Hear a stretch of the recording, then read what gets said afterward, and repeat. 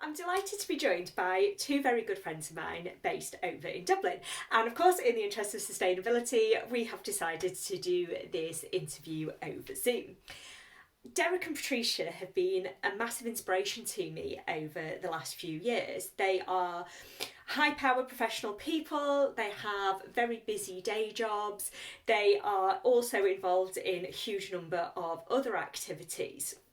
And over the last few years, I've seen them increasingly become aware of sustainability and their impact on the environment and make a huge raft of changes that we're going to talk about today. And I hope what you'll take from this is what I get to see is that they are not only having that impact on their own lives and their own carbon footprint, but massive advocates for changing the way we live and hugely inspiring to everyone around them. So I'm going to come to you first, Patrycja, and I know that you grew up in Poland, although you've been based in Ireland for some time. Could you give me a little bit background about what it was like growing up in Poland? Was sustainability high on the agenda? Were those issues that were discussed? Thank you for having me here, Alana. Sustainability wasn't necessary on my agenda back in Poland, to be quite honest with you. It is something that has developed recently. And when I say recently, I mean the recent 4 years. As I educated myself, and I was quite lucky to meet people in my profession. I'm a chartered accountant who drove the sustainability agenda. And even back then, 4 years ago, it wasn't as popular, it wasn't as huge, but I just got hooked up on the idea and started educating myself more and more, and spent time with people who were interested in the topic. And that's really how it all started. Fantastic. And you mentioned a chartered accountant, and she's too modest to tell you just how good she is at her job, but winning multiple awards, various kind of recognitions, and just absolutely excelling in that career. And came to a point a couple of years ago where you were looking at moving roles and had some really big names there that were interested in offering you a role and working with you. And you made the decision at that time to move over to GOL, which is a humanitarian charity. Can you tell me a little bit about how your values drove that decision? I guess at that point of time, I wanted my next step, my career step was to be in line with my own values. So I wanted to marry my love for numbers and accountancy with my love to try to make a difference in the world, really. And that's why I chose GOL, which is INGO, with the aim to end poverty and hunger around the world, but also make it sustainably and make the world really more sustainable. And that really was a key factor in my decision, and that's exactly why I chose to work with GOL. Brilliant, and I think that's such a good story for employers and big businesses to be hearing that if you want to get that top talent, sustainability needs to be a big part of the conversation, and those value driven organisations are going to have access to the absolute top talent. So it's really great to hear you echo that. Now, I know one of the first changes that yourself and Derek made when you were looking at living more sustainability was this move to a vegan diet. And having been able to come over and visit you in Dublin, I've seen firsthand, the amazing array of things that are out there in the city for vegans. Were there any challenges when you started making that change over? How have you kind of found it over the last few years moving to that plant-based diet? It was a challenge. I'm not going to lie, it was a challenge. And the beauty of it was we started slow. So we decided to go vegan for one day a week to see how we are going to get on. We absolutely love the vegan alternatives, and that really motivated us to start increasing that intensity of vegan diet. So we went from one day to 1 week a month, and then a month, and we never looked back since. Really, the variety of vegan food and how tasty they are really motivated us to stick to it. And the diet itself has a huge impact, obviously positive impact in terms of environment, but it also has a huge impact in terms of our health, the energy levels, and so on. So yeah, we've been really enjoying it, and I don't see us moving back really for a variety of reasons, which I've just mentioned.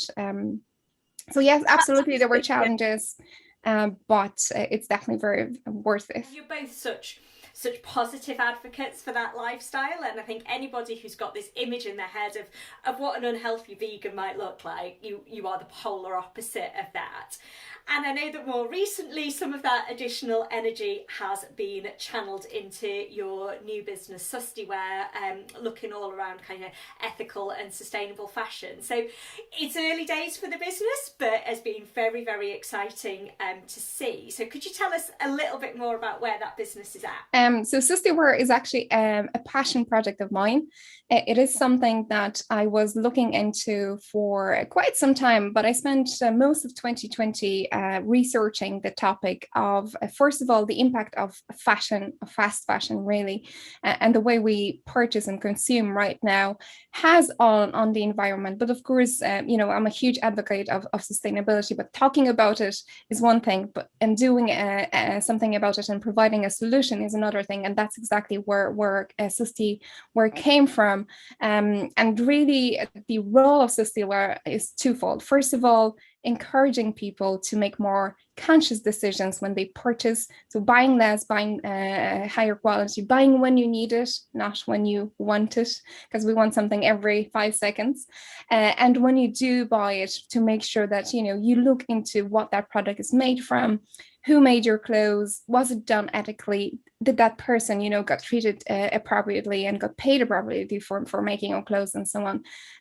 So yeah, as you said, it's early days yet. We launched early this year, but it's been really exciting journey. And I need to say the feedback has been amazing, and I'm delighted to see that there is more demand and there is more interest in that area, and hopefully it will become mainstream very soon, because we need that change.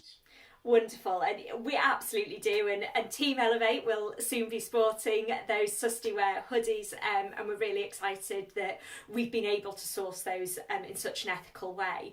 And one of the things that I've loved watching your journey is the way that you've positioned that. So it's not come and buy more stuff, which isn't what we need, is that at the time you do need something, make that a very thoughtful purchase, and not just looking at that huge environmental impact that we know fast fashion has, but also the human element to it as well. So I have no doubt that business is going to be a huge success. So finally then, it would be really useful to get from you kind of a couple of top tips for people who might be looking at what's kind of going on in the world. They've made a decision that they want to live more sustainably, they're ready to implement some changes. How would you recommend people get started on that? I would say start now. There is no better time than starting now, but start small. Sometimes when I go for the big changes, we don't tend to stick to them, and they are scary, and we give up quite easily. So start small, start now, and then of course build on that. Every single one of us has a really, really big tool when it comes to sustainability, and that is your wallet. So every decision that you make when it comes to purchasing products or services, indeed, or investing your money, at every point of time, you can make that decision to either invest or buy from a sustainable business or not. And of course, the demand drives supply. So if we suddenly stop buying from businesses that are not sustainable, from brands that are not sustainable, they will eventually die off. And that's the powerful tool that every single one of us has, and can really influence changing. Amazing, and such practical tips there. That start small, start now, and just remembering it. Every penny you spend, whether that's physically getting your card out and paying for something, or investing, or pensions, to really remember that that's where we have our power as consumers. Thanks ever so much for joining us, and I'm looking forward to seeing your sustainable journey continue. Wonderful. So, Derek, we've now known each other for coming up to 10 years, which is a little bit terrifying. But it's fair to say, when we first came over and visited you on the west coast of Ireland, where you'd grown up and all your family were, that was not the epicenter of cool, vegan, sustainable living. So what were your kind of like any focuses there as you were growing up, or has it been a total change for you to decide to go more plant-based and live in a more sustainable way? I was having an interview with you, Alona, I started thinking about this. And first of all, obviously 10 years, we were very young. We were teenagers when we first met. But to your point as to what triggered the interest in sustainability and climate change and the environment, as you know, and you like to tease me about it, you know, I was in the fire service for 14 years. And when I started thinking about this, I distinctly remember when we were in the fire service, noticing the seasons changing and that forest fires were getting more severe, hot temperatures were getting more, but also on the reverse of that, then colder winters, tougher winters, and more violent storms. And because it's the coastline of the west coast of Ireland, that we got all that. So I think I can pinpoint now, looking back, as to that's where my interest started to be piqued. And as you said, when we met 10 years ago, there was no talk about veganism. There isn't as much talk about veganism even now. I've moved to the east coast of Ireland, but yeah, it's definitely, and it's the likes of that part of countries, the more remote areas that are on the coast, that are going to be affected by this more.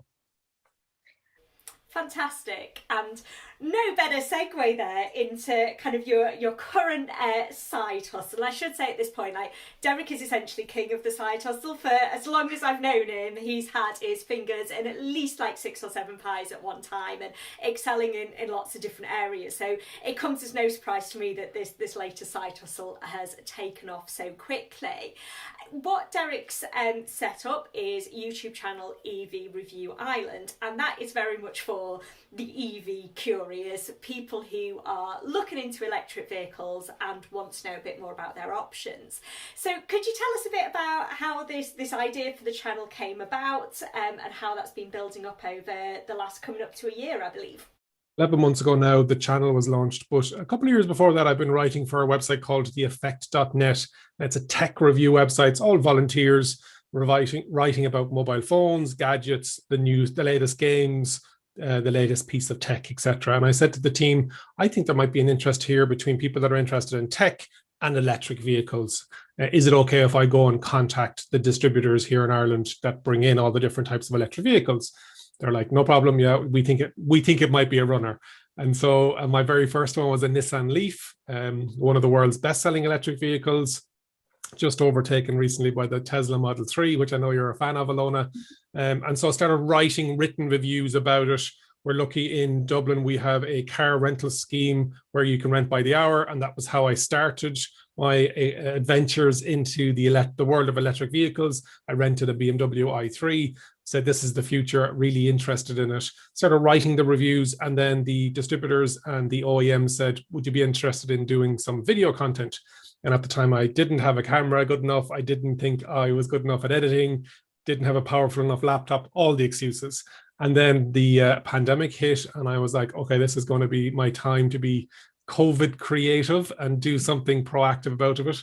I like your comments about the side hustles. My name is Derek, so abbreviation is Del Boy, and Only Fools and Horses, and he always had the side hustles going on. I just hope I'm a bit more legit than him. But joking aside, June of 2020, started recording videos, and when I look back on those videos now, and I've about over 40, I hopefully have seen improvements in the production quality and the presentation style, etc. But I'm very proud of the fact that it's not just the latest and greatest sports cars or the Teslas, which are fantastic. The channel covers everything from electric bicycles, cargo bikes, e-bikes, all the way up to buses is my latest review. So it's not just the cars, it's everything and every form of transport in between. And I always say, it may not be the ideal solution to own a car. It may be better for you to walk or get a bicycle. Brilliant. And yeah, you've always had that full remit from, if you can walk or cycle, they're brilliant. If you can't do that, EVs might be the option. And what I've absolutely loved about watching this journey is that whilst it has been a passion project and it's been driven by that real kind of sustainability and ethical kind of standpoint, it's also a commercial venture, and you've not shied away from building up that subscriber base, going into paid partnerships. I believe you've just gone over 2,500 subscribers, which is incredible in such a short space of time. How have you found those kind of commercial partnerships in building up more of an interest? Like, they must be seeing that there is cash out there, that more people in the kind of consumer market are looking to make those changes. A groundswell coming of people retrofitting their houses, people changing their vehicles, people that this shift is going on. And I can even see with the demographics of the channel, the countries that are leading the way. So my leading channel, as much as I'm the EV Review Ireland, my most watched country, or the country that watches me the most, is the United Kingdom, where you're based. Maybe they just like to listen to the accent, but joking aside, you're that little bit ahead of Ireland. But then I've also got Germany and Norway, North America, with Canada and the United States. And so it's interesting that as much as I'm localized to an Irish specific channel, an electric vehicle that's based in Ireland is the same electric vehicle because of that mass production side of things that are coming around the world. But to your point, the commercialization, and I don't want to make it sound easy, but I selected the partners that would benefit from an audience that I was able to afford them, or to put their brand in front of. So at the moment, I've partnered with an insurance broker that specializes in electric vehicles, and also an EV charging network that specializes in residential and fleet charging solutions, but also public charging. So I would want to give something to my viewers that if they're watching the video and they're having to put up watching an ad, that it's something that may be of benefit to them. And when I reached out to both of those organizations, it was a yes straight away, which is great to see. There was no sales pitch. It was literally, I have an audience here and I think it'd be a good fit for you because it's the same audience. Would you be interested? And they were like, yeah, absolutely. We can see the synergy there. So as much as it's a side hustle and nowhere near my day job, it's great to see it building, and be that the partnerships, be that the YouTube monetization, or be that speaking at conferences, it's building up all the time, and the awareness is phenomenal. And I think that's where some of the stories sometimes being missed when we talk about the green agenda, is that it's also a huge commercial opportunity, and it's that profits and purpose can and should overlap. It doesn't have to be one or the other. So yeah, absolutely wonderful, and looking forward to seeing how that channel and your other ventures grow. So finally, if people are watching this and want to live more sustainably, are thinking about making some changes, what are the kind of top tips or advice that you would offer? Focusing on the transportation and how you get from A to B. And we've been kind of locked down. We don't want to use that word, but we have been in the last number of months. And so now that we're starting to get back to going into the office and getting around and about, we're definitely now, hopefully we're a lot more conscious of, do I need to fly there? Could it be a Zoom? Do I need to go there for work? Can I work at home for a couple of days a week? Is my productivity? And I recently spoke at a large multinational as to the different forms of how to get into the office, be that e-bikes or micro mobility with an e-scooter or a one wheel, and all of these different terminologies. And people were like, never realized you could get a bike that folded in half, that had a battery on it that you could put on your train or put on a light rail, whatever part of the world you're living in. And so just making people, driving that adoption and the awareness of electric vehicles, but also just how we get around. And it may not always be an ownership situation. It may be mobility as a service. There's a lot of buzzwords out there, but I definitely feel that rather than paying either a monthly repayment on a steel box that's sitting outside your door for 98% of the time, and you're only using it a couple of times a week, maybe we should look at car sharing and local authorities providing those solutions, or helping companies set up those solutions, because it means less traffic, it means less wear and tear on the roads, etc., etc. So there's so much out there, and I could speak to you for hours as to my top tips, but my one would be, look at how you're getting around at the moment, and can we make that a couple of % more sustainable? And it's about those baby steps. I'm not looking for everybody to jump into an electric car And I don't, as I mentioned, I don't think new electric cars are the solution by any means. It may be a second-hand electric vehicle, it may be a bike, or it may be using public transport. There's lots of opportunities out there. So let's just look at how you're getting around and see, can I make it a bit more sustainable? Absolutely. Absolutely. And that pandemic has been a reset for us all to think about how we travel and get about. And I think, yeah, just taking that step back and thinking, do I need to make the journey at all? And if I do, how do I make it? So thank you ever so much for joining us. I will hopefully be able to hop on a ferry soon and actually come and join you and see you both in person and enjoy some of that wonderful vegan food. So thanks ever so much and look forward to seeing you soon.